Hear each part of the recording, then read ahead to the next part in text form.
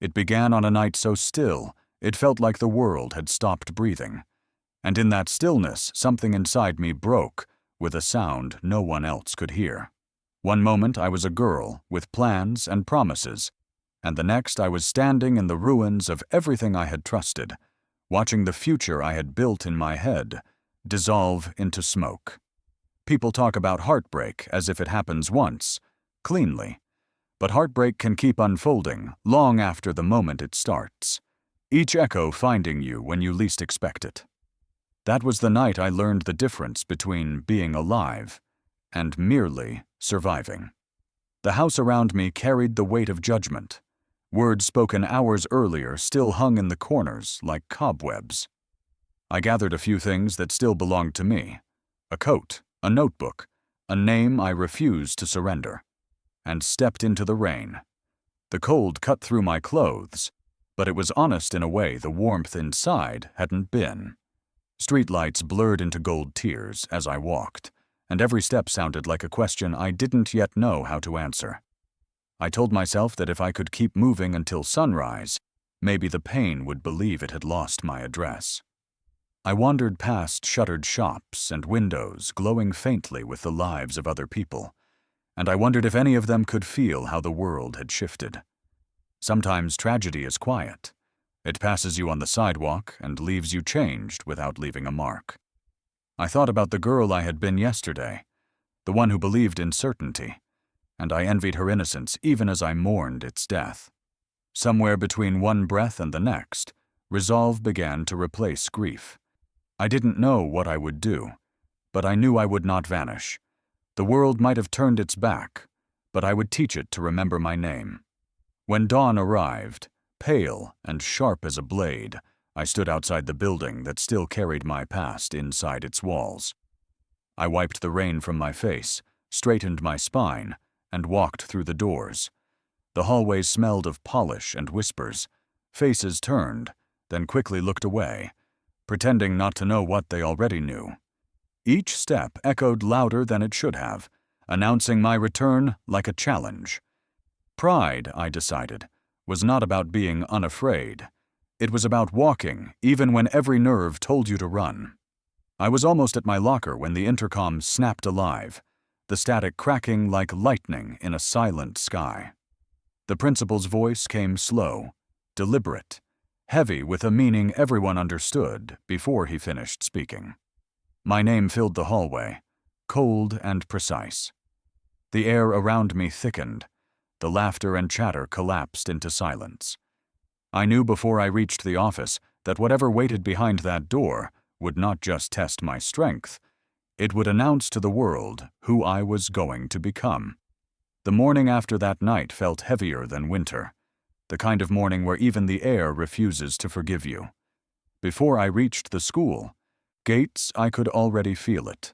The way silence gathers before a storm, the weight of eyes that pretend not to look while looking at everything.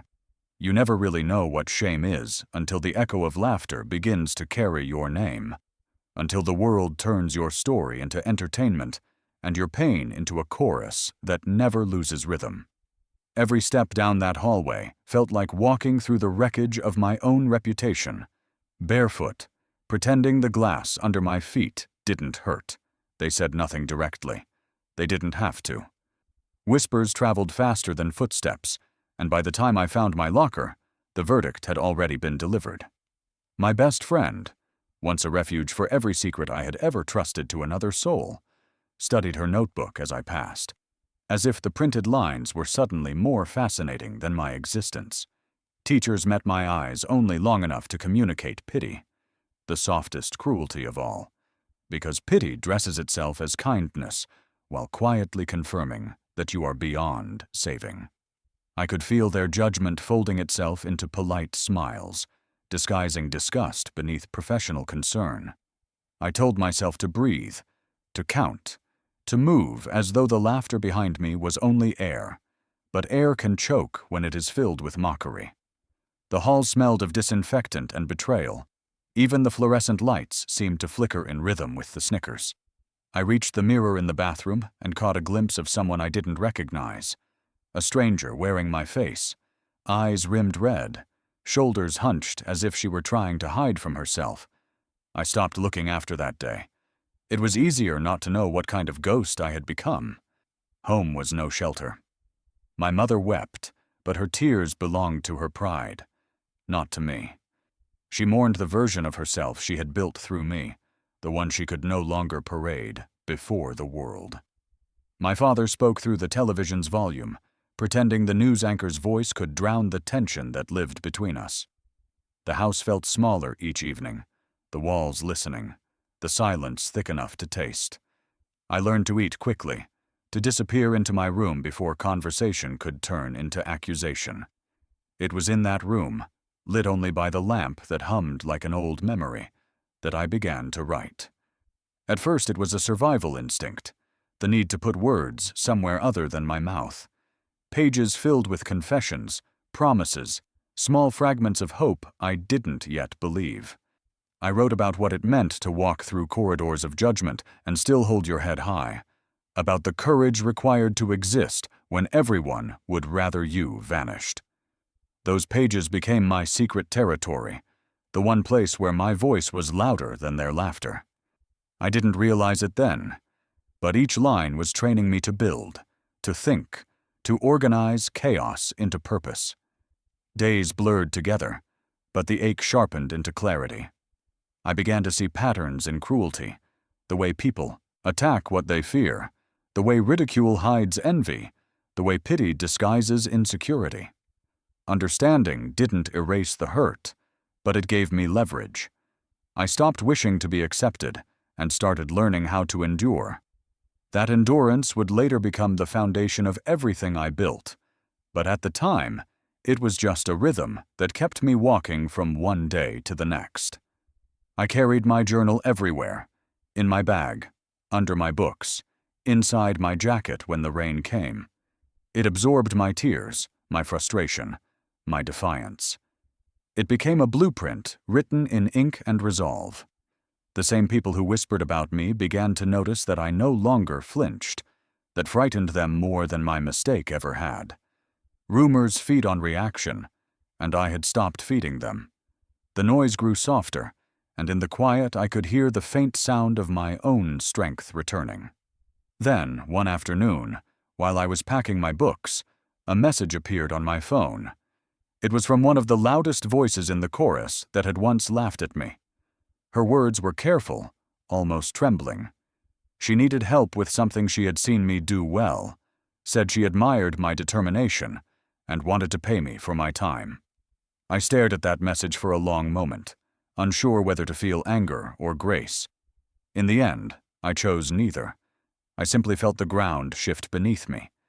I didn't know it yet, but that single message, from the very person who had mocked me, would become the first spark of an empire I hadn't even dared to imagine. When you hit rock bottom, you discover what kind of person you truly are. And I discovered mine in a room that smelled of damp cement and the ghosts of other people's failures. The night my parents told me to leave, I carried the same bag that had once held my school books, and by dawn, it carried everything I owned. The city looked different from the sidewalk. Lights that used to promise comfort now blinked like indifferent eyes, watching me struggle to stay upright. Every sound seemed to ask the same question. What will you do now? And I didn't have an answer that sounded brave. The basement I found was carved into the back of an old building behind a laundromat, a single bulb hanging from the ceiling like an exhausted sun. The walls sweated in the heat, the floor stayed wet in the cold, and the air smelled of soap, metal, and quiet despair. Still, it was mine. I pushed a mattress into one corner and decided that survival would begin here, between these peeling walls, because nowhere else in the city had invited me to exist. Each morning, I climbed the narrow stairs into the world, and each night I returned with pockets lined by exhaustion instead of money. Work was work. A diner on the edge of downtown, where the floors were always sticky, and the air thick with grease and conversation. I scrubbed tables, carried plates, refilled cups, learned to smile at rudeness, and to measure worth in tips left behind by people who never learned my name. The manager shouted, more than he spoke, but he paid in cash and didn't ask questions. I washed dishes after hours until my hands wrinkled and burned, and when I finally dragged myself home, the smell of bleach clung to me like an unwanted memory. Hunger became a rhythm. I measured time by it. Loneliness stopped being an emotion and became the texture of my days. There were nights when I wanted to stop, to let the dark swallow me. But every time I lay down on that thin mattress, I heard my own heartbeat echoing against the concrete, a reminder that something inside me still refused to surrender. I began whispering to that sound as if it were a friend. I told it that one day, the world would have to remember my name, that every humiliation would one day have a purpose. Some nights I believed it. Most nights I didn't. But I never stopped saying it, and that repetition became a kind of faith, unpolished, desperate, but alive. On Sundays, when the diner closed early, I walked through the city's richer streets, staring at the windows of stores I couldn't enter. I studied the way light fell on the displays, the way people lingered over certain colors or shapes, and I wondered who decided what beauty was worth. I didn't know it then, but those walks were teaching me about design, about desire, about how people buy stories more easily than they buy objects. Each small observation tucked itself away in my mind, waiting for a future that still seemed impossible. Sometimes the neighbors downstairs played music late at night, slow songs that drifted through the vents and filled my room with borrowed warmth. I would sit by the small window, write a few lines in my notebook, and watch the city's lights flicker like promises made by strangers.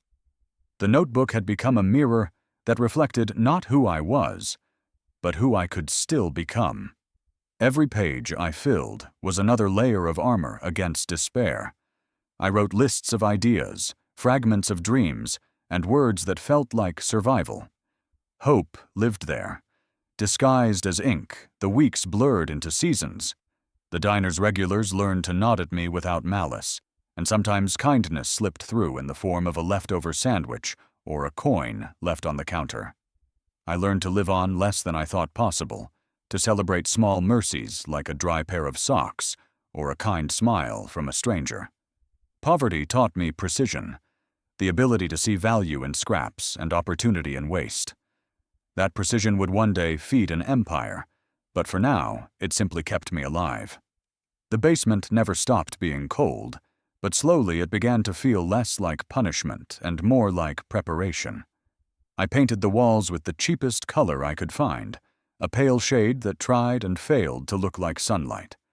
I told myself that if I could make this space bearable, I could make any space beautiful.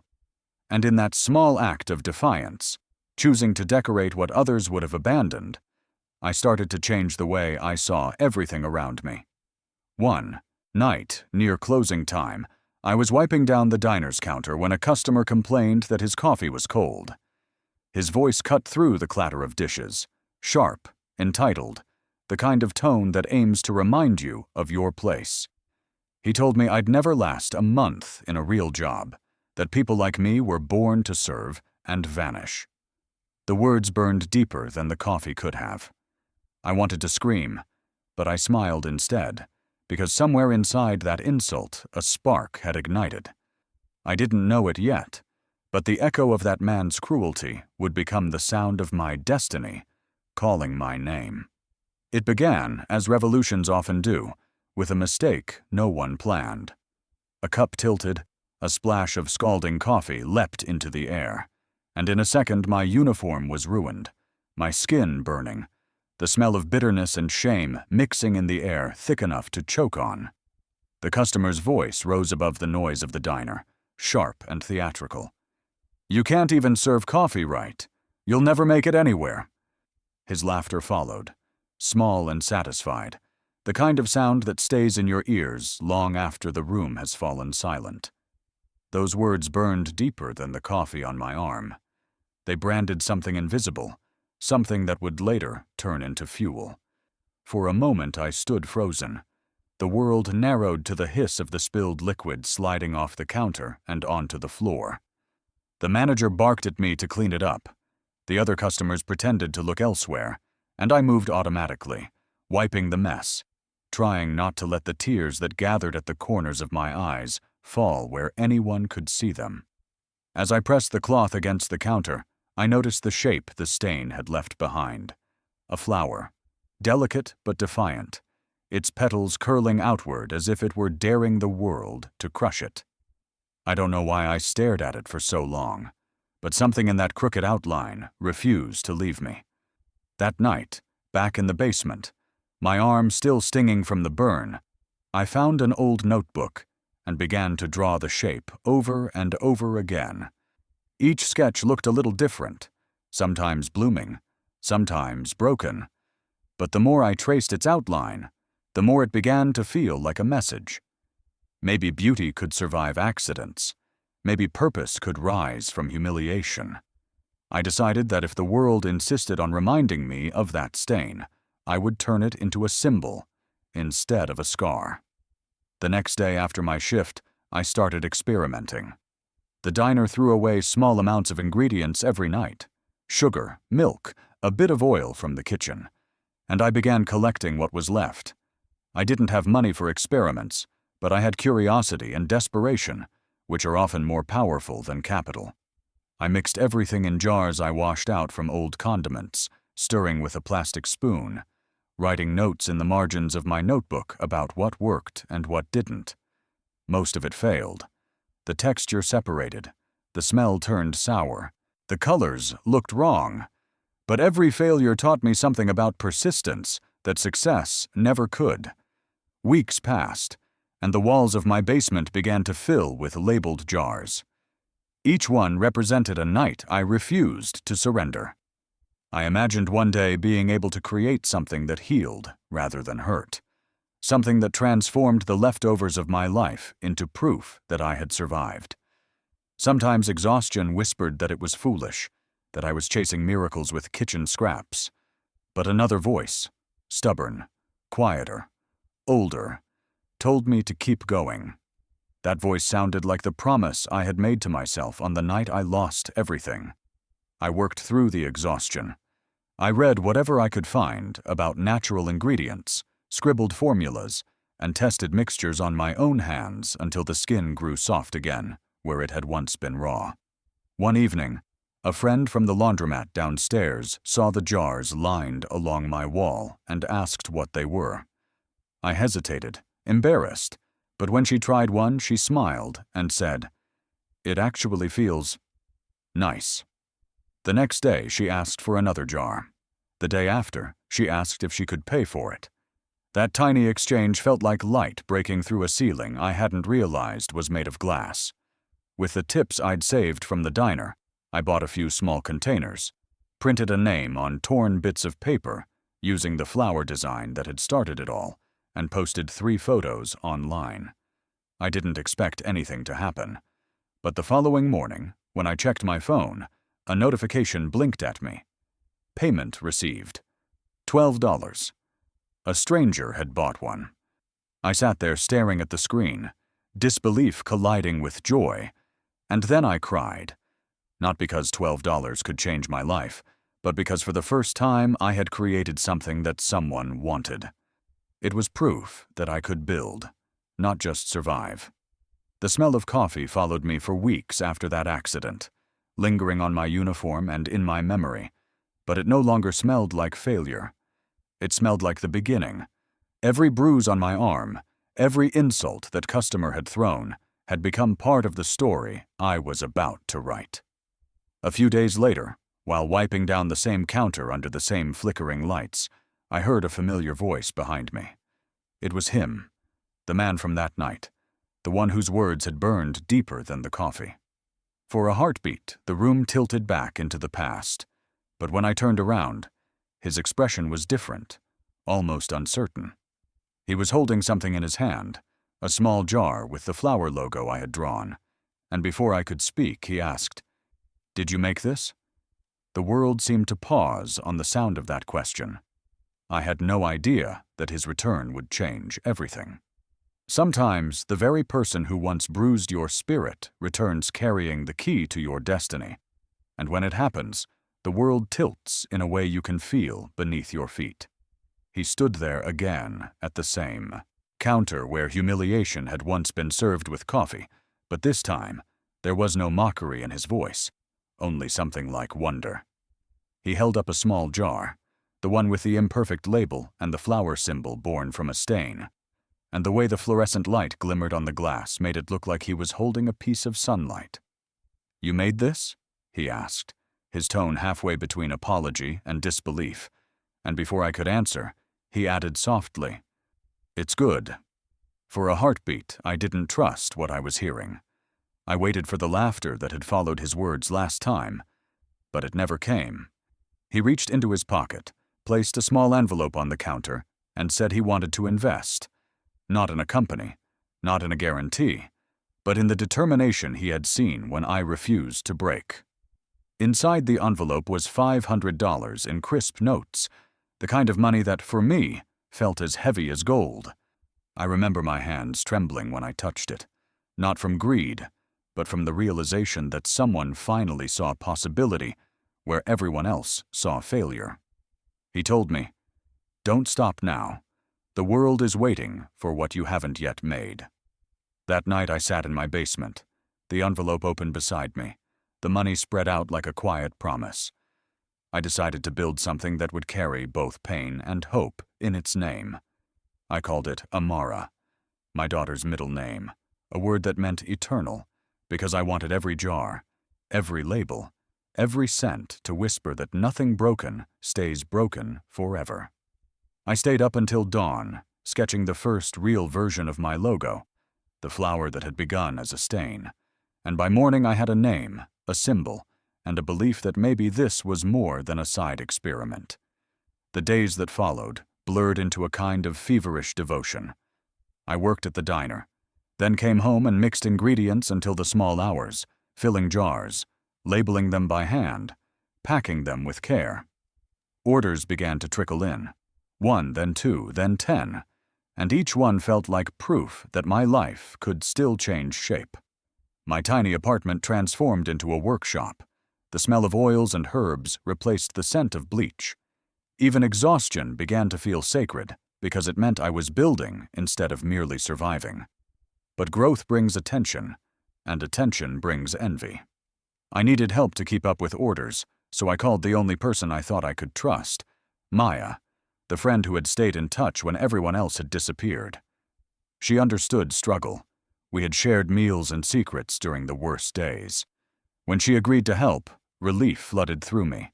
For the first time in years, I wasn't doing everything alone. Together we filled jars, printed labels, and laughed about how surreal it all felt. I began to believe that maybe friendship and ambition could coexist after all. The brand started catching small waves online. A few local influencers featured it, and comments began appearing beneath the posts, people sharing how the cream soothed their skin, how they loved the authenticity behind the story. Every notification felt like oxygen. Each day, I woke up ready to prove that the world had been wrong about me. I learned to photograph my products under natural light, to write captions that carried sincerity instead of salesmanship, and slowly, a community began to form around what I was making. Even the diner began to feel different. Customers I had once served looked at me curiously, as if trying to reconcile the apron-clad worker with the entrepreneur they'd seen tagged online. I moved through each shift with quiet satisfaction, knowing that my future was no longer being written on someone else's receipt pad. I wasn't rich, not yet, but I was no longer powerless, and that difference tasted better than money ever could. Sometimes I caught Maya staring at the screen when she thought I wasn't watching, her eyes scanning the comments, her mouth tightening just slightly. I told myself it was my imagination, that she was tired or distracted. We were both exhausted after all, and ambition often wears the same face as jealousy until it learns better manners. I chose to trust her, because trust was a currency I didn't want to lose again. Weeks passed like seconds. Orders grew. The tiny storage closet we used overflowed with boxes and packaging. I began to dream bigger, perhaps renting a small workspace, perhaps hiring more help. I could almost see the future forming a new shape, one that had color and light instead of gray walls and regret. I thought the universe was finally done testing me. I thought the worst was behind me. I thought wrong. It happened one quiet morning. I unlocked my phone, still half asleep, ready to post another product photo, when a message appeared from one of my followers. "Is this your new brand?" The link she attached opened to a page I didn't recognize, yet there it was. My flower logo, my words, my face smiling beside a product that wasn't mine. At the top of the page sat the name Maya Organics. For a moment the room spun. The friend I had trusted, the one I had let into my small world, had taken everything we built and claimed it as her own. I didn't know it yet, but that betrayal would not destroy me. It would refine me, teaching me that even kindness needs boundaries, and that sometimes the price of trusting too deeply is the fire that forges your next beginning. The sharpest knives are often held by hands you trust, and betrayal doesn't announce itself with thunder. It arrives quietly, wearing the face of someone you once called sister. When the first rumor reached me, I laughed in disbelief. When I saw the proof, the laughter turned to silence that hollowed me from the inside out. My brand, my formulas, my words, all the fragments of a dream I had built from hunger and heartbreak, were now flashing across screens under a different name. And that name was hers. Maya had not just taken my work, she had taken my reflection, leaving me staring at a stranger who wore my voice. I remember opening the social feed that morning. The headline glowed like a cruel joke. "Local entrepreneur goes viral with miracle skincare brand." The photos were familiar, my jars, my flower logo, but the captions told a different story, one written without me. I scrolled through the comments until I saw her face smiling beneath the banner of success, and in that moment, the air around me turned to glass. I couldn't breathe, couldn't think. I wanted to call her, to demand an explanation that might make sense, but before I could dial, she called me. Her voice was light, almost bored, as she said, "You were too slow. I just moved faster. There are sentences that rearrange your bones. That one did." I hung up before she could say more, but the damage had already been done. Within days, my small online store went silent. Orders stopped, partnerships vanished, customers drifted to her pages where everything looked brighter, shinier, more convincing. I had no lawyer, no investor, no power to fight. All I had were jars of a product now branded as someone else's success story. It felt as if the universe had snatched the ground from beneath me, just when I had learned how to stand. For weeks, I moved like a ghost through my own life. The basement that once smelled of hope and essential oils now reeked of defeat. Each box of unsold inventory sat like a tombstone for a future that would never arrive. I stopped answering calls, stopped opening the blinds. Even my daughter's laughter couldn't cut through the fog that settled over everything. I would lie awake at night, whispering apologies to her, to the dream, to the version of myself that had believed in friendship without caution. There were nights when I imagined walking away from it all, starting fresh somewhere no one knew my name.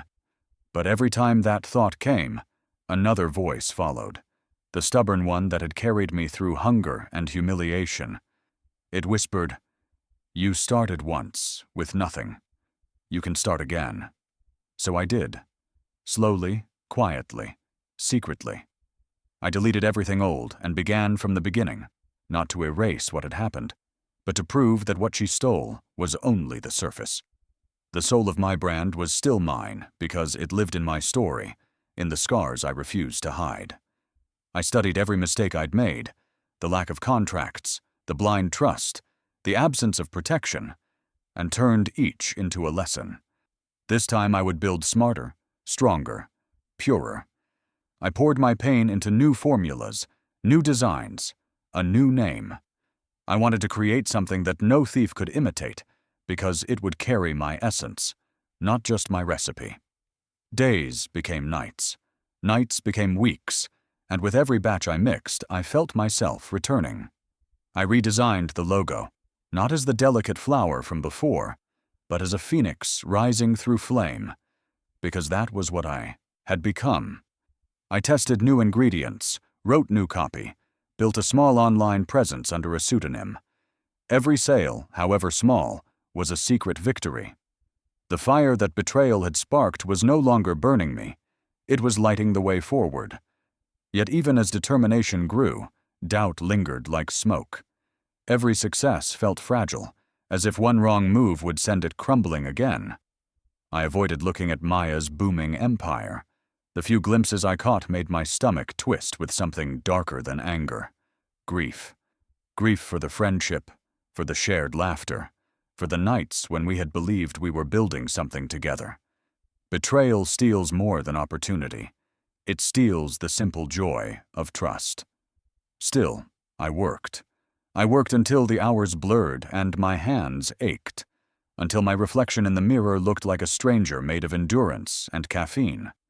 And one evening, when exhaustion had dulled every spark of optimism, I looked at the jars lined on my table and wondered if starting over was just another form of self-punishment. Maybe the world was right. Maybe some dreams aren't meant to survive the cruelty of reality. I almost closed the laptop, almost let the darkness reclaim me. Then, just as the screen dimmed, a soft chime broke the silence. A new message. My first thought was that it was another bill, another reminder of how far I had fallen. But when I opened it, the subject line caught my breath. Feature request. National Magazine. The sender's name was one I recognized from the glossy pages I used to stare at in disbelief. They had found my new brand online, loved my story, and wanted to feature it in their upcoming issue about resilience and innovation. I sat frozen, the glow of the screen reflecting in my tears, realizing that the same world that had watched me lose everything was now watching me rise again. What I didn't know was that this single message would become the spark that made me famous. Success doesn't always knock.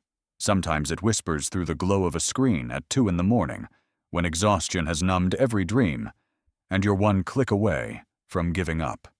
That night, I was sitting alone at my kitchen table, the hum of the refrigerator the only sound in a room crowded with cardboard boxes and half-printed labels, when the notification appeared. The subject line read, "Love your story." I almost ignored it, assuming it was another empty compliment. But when I opened the message, the sender's name made my hands shake. It was an influencer with millions of followers, someone whose posts could move entire markets, and she had found my products by accident. Her words felt unreal. "Your work deserves to be seen," she wrote, "and your story deserves to be heard." She wanted to feature my brand in her next video, for free. I reread the message half a dozen times, convinced I was dreaming, until I realized that life rarely gifts miracles wrapped in reason.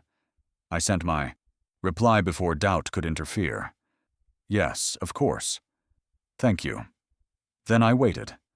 Every hour that followed felt like a year compressed into a heartbeat. And then suddenly, it happened. She posted. The video began with my jar, turning slowly in her hand, the camera catching the light glinting off the label, and in the background, her voice told my story. The struggle, the betrayal, the rebirth. By the time I finished watching, the first orders had already started arriving. Then more. Then hundreds. Within days, my online shop had transformed into something unrecognizable. The phone buzzed constantly. My email overflowed. People weren't just buying a product. They were buying the resilience behind it. My small apartment turned into a factory overnight. Every flat surface became a workspace. Boxes stacked to the ceiling. The air filled with the scent of oils and ink. And somewhere between the chaos, my daughter's laughter echoed, bright and grounding, reminding me that this madness was still built on love. I worked until my hands ached, until the numbers on the screen blurred into stars. Sleep became a luxury, and fear became my caffeine. I was terrified of success slipping away as quickly as it had come, so I chased every order as if the world would end without it. I hired 2 helpers, then 4, then 10. Strangers became teammates, and our laughter replaced the hum of the old fridge. Every morning, I woke up before sunrise, not because I had to, but because ambition had become a pulse that refused to quiet down. Within a few months, the business hit its first million in sales. I remember the exact moment it happened. A single digit flipped on the screen, and the room seemed to hold its breath. I didn't scream or dance. I just sat there, staring at the number, thinking of every night spent hungry, every betrayal surviving, every tear I had refused to waste. I thought about Maya, about the diner, about that cruel customer whose words had once been a curse and had somehow turned into prophecy. I felt unstoppable, not because I had conquered the world, but because I had conquered myself. But success has its own kind of loneliness. With every victory came new shadows, competition, imitation, the quiet pressure of expectations. I began to receive invitations from investors and companies that had once ignored me. They spoke the language of opportunity, but I had learned enough to listen for the tone underneath. Everyone wanted a piece of what I had built, and behind every compliment I could hear the rattle of chains waiting to be fastened. I smiled through the meetings, nodded at their promises, but inside, I stayed cautious. The taste of betrayal never completely leaves your tongue. Then one evening, as I was packing boxes for shipment, my phone rang. The number was unfamiliar, but something in the stillness around me made me answer. A smooth voice introduced himself as a representative from a global corporation. He congratulated me, told me they had been following my rise, that they admired my story and my brand's authentic spirit. I thanked him politely, waiting for the sales pitch, because there is always a pitch. And then it came. They wanted to buy my company. The sum he mentioned made my breath catch. It was enough to change everything again, to erase every debt, to buy security for a lifetime. For a moment I imagined signing the papers, imagining freedom, rest, the absence of fear. But then something in his tone shifted, a quiet hint of control tucked between the compliments. "We'd love to acquire the brand," he said, "but with one small condition." The pause that followed was long enough for me to hear my own heartbeat. "You'll need to stay silent about your story. The company will own the name, the formula, and the narrative." I felt the blood drain from my face. They didn't just want my business. They wanted my voice, the very soul that had built it. The offer sat on the table like a golden cage, glittering, tempting, and dangerous. I hung up without giving an answer, knowing that whatever decision I made next would haunt me for the rest of my life. How much is a dream really worth when someone slides a contract across the table and tells you it can be bought? The number printed there, $5 million, stared back at me with a calm so confident it almost sounded like destiny calling my name. For a moment, the air in the room thickened. The pen in my hand weighed more than gold. All I had to do was sign, and every struggle, every sleepless night, every humiliation I had ever endured would be converted into comfort. It was the kind of offer people spend lifetimes chasing, the kind of miracle that newspapers celebrate and friends envy. And yet something about it felt wrong, like a beautiful song played in a language meant to deceive. The men in suits smiled the way salesmen smile when they know the deal is already won. They spoke in polished sentences about opportunity, expansion, and security, their words soft and rehearsed. But as I read the fine print, the sweetness curdled. The company would own everything, my brand name, my formulas, even the story that had built the brand's heart. I could stay as a figurehead, a name on advertisements, but the soul of the work would belong to them. My dream would live, yes, but as a hostage. I looked at their expensive watches, their poised confidence, and realized that to them my company was not a vision, it was inventory. That night I sat at my kitchen table, surrounded by papers that promised paradise, and smelled faintly of betrayal. My daughter slept a few feet away, her small hand curled near her face, the steady rhythm of her breathing the only sound in the room. I stared at her, and saw every reason I had ever chosen the harder path. What good was success if I had to trade my story for it? What good was wealth if it silenced the voice that had carried me through hunger and heartbreak? I thought of the basement where it all began, of the burn marks on my arms, of the laughter that had once followed me down school corridors. Those memories were my raw material. Without them, the brand was just a jar of cream on a shelf. I ran my fingers over the contract again. The paper felt like ice. Somewhere between the clauses and signatures I could hear a whisper. This is your only chance. Fear tried to reason with me, reminded me of bills, of exhaustion, of how much easier life could be if I simply surrendered. But courage, that stubborn voice that had refused to die through every failure, spoke louder. It said, "If you sell your name today, you'll spend the rest of your life buying it back." I folded the contract slowly, tore it down the center, then tore it again, and again, until the pieces covered the table like pale confetti celebrating a quiet rebellion. For the first time in years, I felt clean.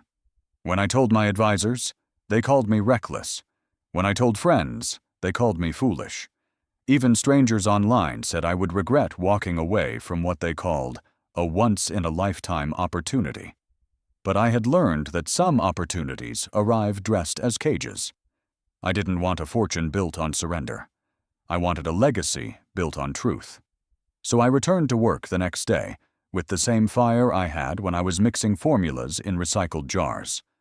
I wrote new campaigns by hand, reached out directly to customers, and told them the truth, that the brand would stay independent, because independence was the reason it existed. To my surprise, people respected that honesty. Sales steadied, loyalty deepened, and the fear of scarcity slowly loosened its grip. Months passed. I learned how to breathe again without the taste of compromise. My days were still long, but the exhaustion carried pride instead of panic. I began speaking at small business events, sharing what I had learned about integrity and endurance, and every time I told the story of tearing that contract, the audience leaned forward as if they, too, needed permission to choose themselves. I realized then that my worth had never been measured in numbers. It lived in the choices that defined me. 6 months later, while I was preparing for another shipment, the phone rang again. The voice on the other end introduced himself quietly, almost casually. But the name he spoke was one I recognized from magazine covers and finance headlines. He was a billionaire investor, and he wanted to meet me in person. His offer, he said, would make that $5 million deal look like pocket change. I didn't know it yet, but the next chapter of my life was about to rewrite every definition of success I had ever believed. I walked into the skyscraper that once wouldn't even let me clean its floors, and as the elevator carried me upward, it felt like time itself was rising with me. The same glass doors that had once been symbols of a world I didn't belong to now reflected a woman who had built her own entrance. The billionaire who had called was waiting on the top floor, a man whose reputation for turning small sparks into roaring empires stretched across continents. When he shook my hand, his eyes didn't carry pity or curiosity. They carried recognition. "You've built something powerful," he said quietly. "You just haven't seen it yet." And for the first time, I felt what it meant to be seen not as a survivor, but as a creator of destiny. The meeting began like a dream, too polished to trust. He spoke of partnership, of expanding internationally, of the millions of lives our work could touch if I dared to scale beyond the limits of fear. Every word was measured, every promise calculated. But beneath the logic of business, I heard something more, a challenge. He wasn't offering me a shortcut. He was daring me to think bigger. I listened, still half afraid of the illusion that success can sometimes become, but his confidence was contagious. When he laid out the proposal, equal partnership, full creative control, and resources that could multiply the company tenfold, I realized this was not another cage disguised as opportunity. This was an open door, and I was finally ready to walk through it. Our collaboration was relentless. He introduced me to teams who understood logistics, to designers who translated my sketches into beauty, to factories that produced on a scale I had only dreamed of. For months, I lived between airports and meetings, learning to navigate a world of boardrooms and contracts without losing the raw truth that had built my brand. Every expansion came with its own storm of doubts and demands, but I anchored myself in the same promise that had once kept me alive in a basement. I would never let fear dictate the size of my future. Soon our products filled shelves in cities I had never visited, languages I couldn't speak, yet every jar still carried the story of the girl who refused to stay broken. The first time I saw my brand displayed in an international store window, my knees went weak. I stood across the street, watching strangers pick it up, study it, and place it in their baskets as if it had always belonged there. I wanted to tell them the truth, that every ounce of it had been born from hunger, rejection, and the determination of a girl no one believed in. But instead, I just smiled, because they were proof that I didn't need to explain anymore. The world was listening without me having to beg for attention. The press followed quickly, and with it came the headlines. The billion-dollar single mom, they called me, a title that sounded both flattering and impossible. Interviews, television appearances, conferences, all of it blurred into a rhythm I could hardly process. People called me inspirational, but inspiration had never been my intention. I was simply building, surviving, evolving, the way storms evolve into clear skies. Yet the more I smiled for cameras, the louder the ghosts. Inside me began to whisper. They reminded me of every face that had turned away, every voice that had told me I couldn't make it. Success, I learned, doesn't silence the past. It amplifies it, echoing through every applause. Sometimes, late at night in hotel rooms far from home, I would look at my reflection in the dark window and ask myself if I had truly escaped the girl I used to be. The lights of the city below looked like constellations of all the choices I had made, some burning bright, some fading, some never meant to last. I had everything I thought I wanted: wealth, recognition, security. But I also felt something else creeping in, the haunting awareness that the higher you climb, the more visible your scars become. Even with my daughter's laughter filling our new home, even with every milestone celebrated, a small part of me couldn't rest.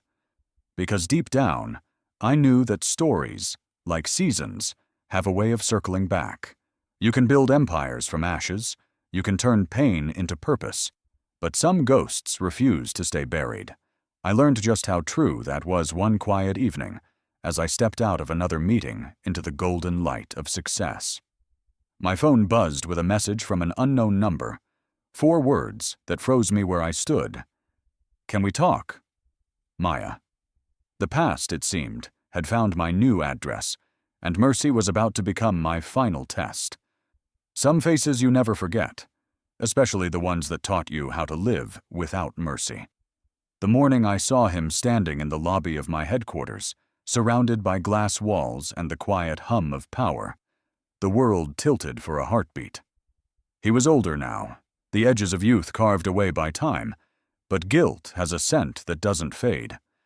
The same eyes that once looked through me now searched for forgiveness, and for the first time, I didn't flinch beneath their weight. I had spent years learning that healing isn't forgetting, it's remembering, without bleeding. He smiled awkwardly, hands shoved into his pockets like a boy caught stealing time itself. "I heard you're hiring," he said, his voice softer than I remembered, as though trying to erase the echoes of the night he walked away. I could have reminded him of everything: of the tears, of the silence, of how I had carried life inside me while he carried excuses. But I didn't. The urge for revenge had evaporated long before this moment. In its place stood a calm so vast, it almost frightened me. Success had given me many things, but this quiet dignity was the most precious. I looked at him, at the expensive watch he wore like armor, at the nervous smile that betrayed the emptiness beneath it, and I realized how strange fate can be. The boy who once defined my downfall was now standing beneath my company's name, asking for a position in the empire that his absence had helped create. The symmetry of it was almost poetic. For a long second, I said nothing, letting him wrestle with the silence the way I once wrestled with abandonment.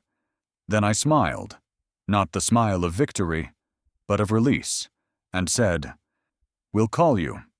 I turned and walked away before he could reply, each step lighter than the one before, as though the ghosts of the past were finally unclenching their grip on my spine.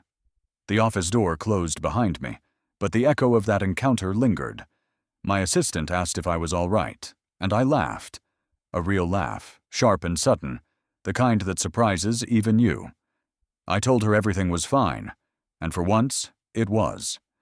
Because revenge isn't triumphing over someone who hurt you. It's thriving in a world they swore you'd never belong to. And in that moment, walking through the glass corridors lined with my company's success, I realized I no longer needed to prove anything. I had already won the quietest, most permanent kind of victory: peace. Later that evening, when the office lights dimmed and the city glowed below like a living constellation, I sat by the window of my corner office and thought about how far I had come. The reflection staring back at me was no longer the girl who begged for validation. She was a woman who had built herself from dust and willpower, who had learned that forgiveness isn't weakness, it's freedom. I whispered a thank you into the dark, not to him, but to the pain that had forced me to rise. Yet, as with every calm in my life, peace carried its own premonition. The night settled heavy, the air too still. My daughter was asleep upstairs, the house finally quiet, when the sound of tires against gravel broke the silence. I frowned, glancing at the clock. No one visited unannounced anymore. A moment later, there was a soft knock at the door.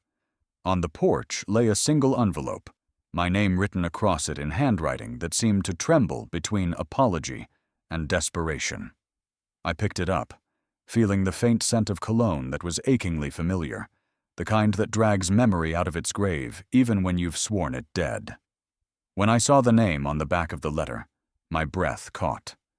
It wasn't from him. It was from someone I had buried deeper in my memory than anyone else.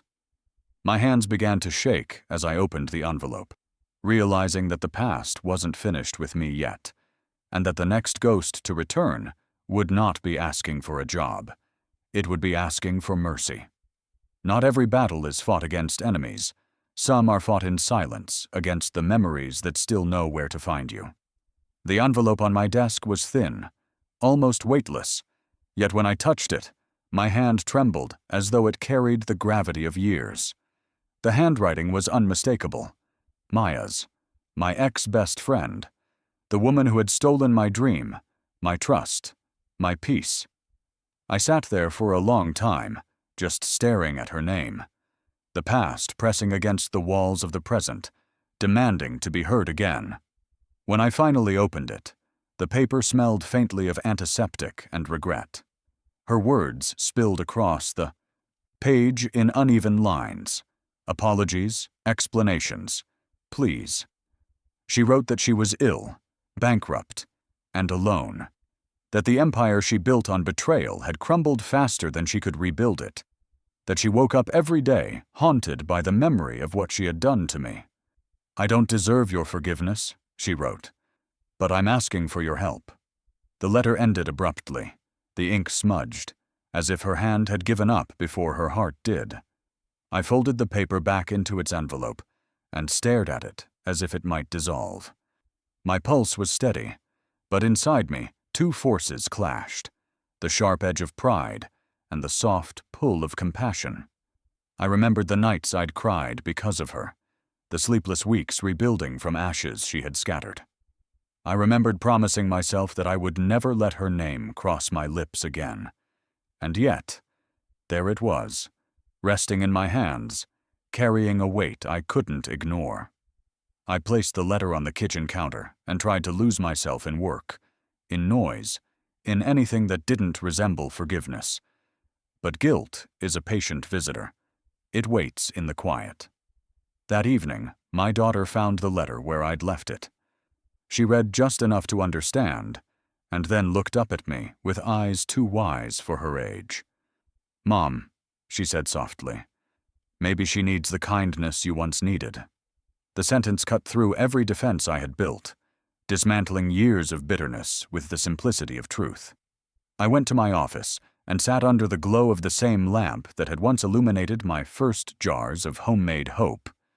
I read the letter again, this time not as a businesswoman guarding her empire, but as a human being who once needed someone to believe in her when the world didn't. Pain and empathy are strange siblings. They can live side by side in the same heart, arguing quietly until one of them learns to bow. That night, empathy won. I wrote her back.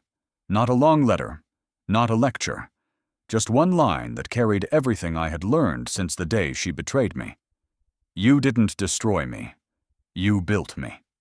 I enclosed a check large enough to buy her a fresh start, not out of pity, but out of closure. I wanted her to know that she no longer owned a single piece of my pain. As I sealed the envelope, something inside me settled.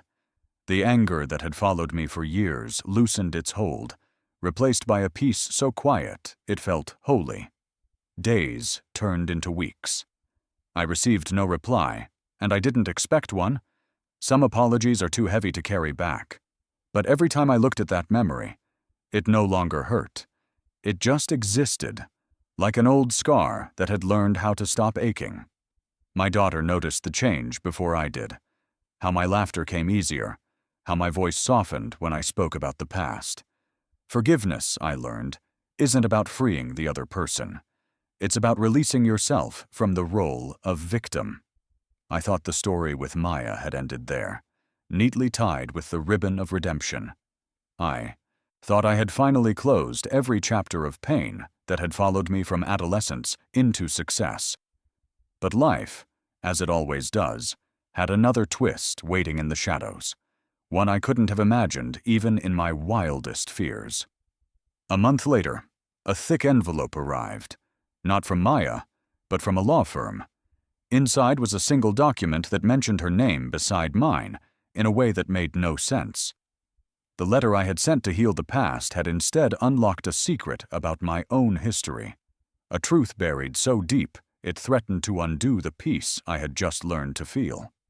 Everyone knows the billionaire I became, but no one truly knows the girl I still am. The world sees the polished interviews, the stage lights, the magazine covers that call me self-made, fearless, unstoppable.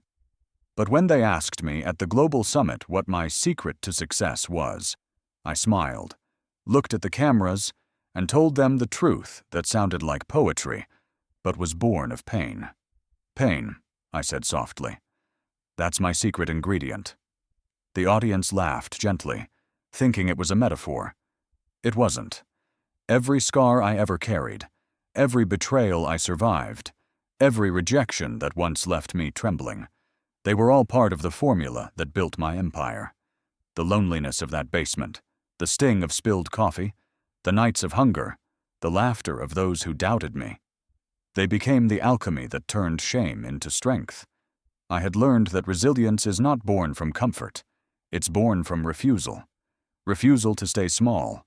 Refusal to accept pity. Refusal to let the past dictate the tone of your future.